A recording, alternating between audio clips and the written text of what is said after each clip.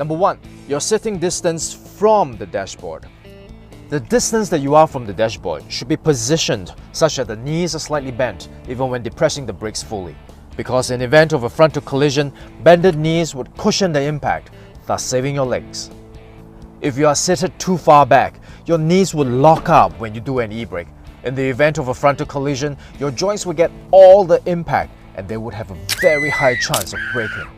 Number 2. The inclination of your seat would determine how far your body would be from the steering wheel, and that would affect your arm position.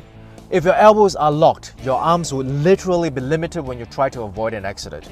Not only will you not be able to move fast enough to steer away from danger, in the event of a collision, like the locked knees, the impact will likely cause injuries to your elbows and shoulders.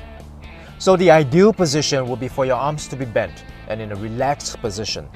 You will be able to steer freely and your arms would not obstruct each other when you try to do an evasive maneuver. So a good way would be, with your shoulders against the back of the seat, adjust it to a point where your wrists can hang comfortably over the steering wheel. Number 3. The height of the steering wheel. Using your wrists as an initial guide, adjust the height of the steering wheel to a point where the cockpit is clearly visible.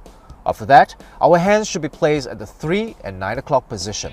This allows us to have a maximum range of motion when turning the wheel. Number 4. The height of the headrest.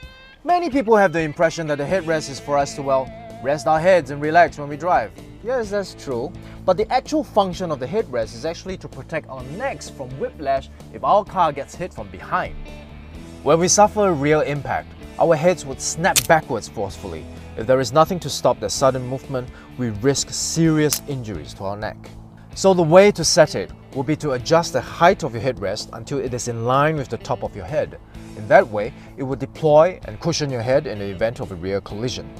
I believe no matter what kind of driver you are, this video can help all of us become safer drivers.